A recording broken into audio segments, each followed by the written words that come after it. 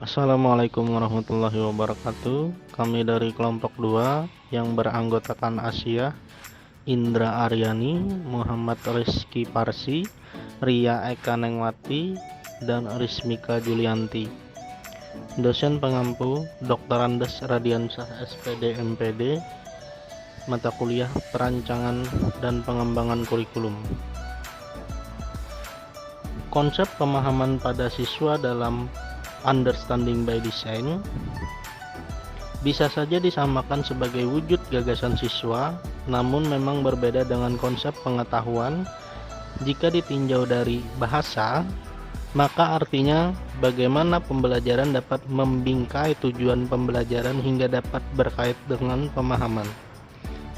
Kata pemahaman memiliki berbagai makna, terutama menunjukkan bahwa pemahaman bukanlah satu pencapaian, tetapi membutuhkan beberapa pencapaian, dan untuk pencapaian dalam Understanding by Design, pemahaman perlu diungkapkan melalui berbagai jenis bukti.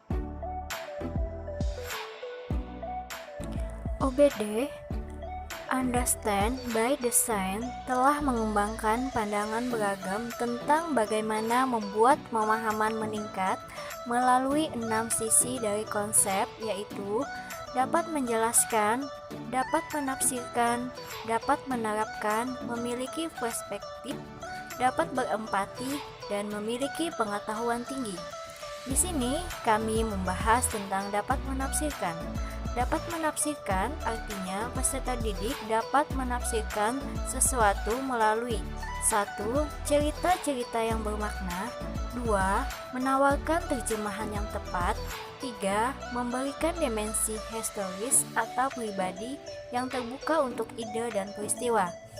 Dan yang keempat adalah buat objek memahami pribadi atau dapat diakses melalui gambar, anekdot, analogi, dan model. Kemampuan menafsirkan adalah kemampuan kognitif peserta didik pada level kedua, yaitu indikator dari pemahaman. Kemampuan menafsirkan berada pada kategori sedang, disebabkan karena rendahnya pengetahuan awal dari peserta didik untuk lingkungan sehat yang masih sangat rendah. Dalam Parmolo mengatakan kemampuan awal merupakan hasil belajar yang didapat sebelum mendapatkan kemampuan yang lebih tinggi. Kemampuan awal merupakan prasyarat yang harus dimiliki peserta didik sebelum memasuki pembelajaran materi pelajaran berikutnya yang lebih tinggi.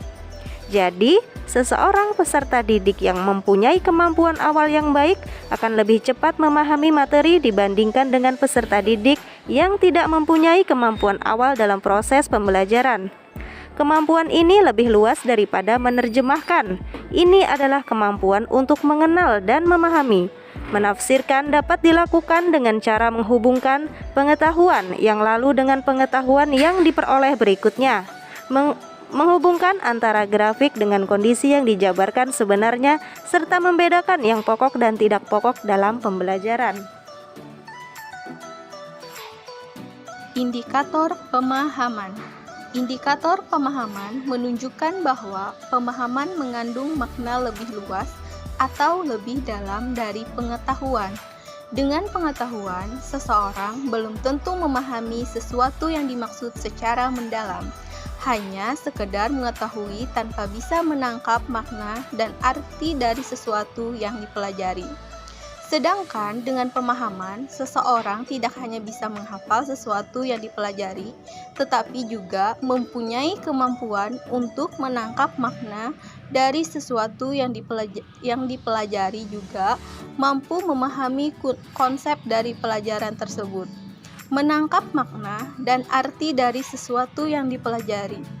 Sedangkan dengan pemahaman, seseorang tidak hanya bisa menghafal sesuatu yang dipelajari, tetapi juga mempunyai kemampuan untuk menangkap makna dari sesuatu yang dipelajari, juga mampu memahami konsep dari pelajaran tersebut. Kategori hubungan dan dimensi proses kognitif. Materi lingkungan sehat. Tema 6. Materi IPA, air bersih dan air kotor. Kelas 1. Kategori proses kognitif. Memahami. Contoh: mengartikan. Peserta didik mampu menguraikan dengan kata-kata sendiri pengertian lingkungan sehat. 2. Memberikan contoh. Peserta didik mampu memberikan contoh lingkungan sehat yang ada di dalam lingkungan sekitar kelas. 3. Mengklasifikasi. Peserta didik mampu mengamati atau menggambarkan lingkungan sehat dan lingkungan kotor yang ada di sekitar kelas. 4. Menyimpulkan. Peserta didik mampu menulis kesimpulan tentang lingkungan sehat yang ada di lingkungan sekolah. 5. Menduga. Peserta didik mampu mengambil kesimpulan dasar-dasar contoh dari pembelajaran lingkungan sehat tentang air bersih dan air kotor. 6. Membandingkan.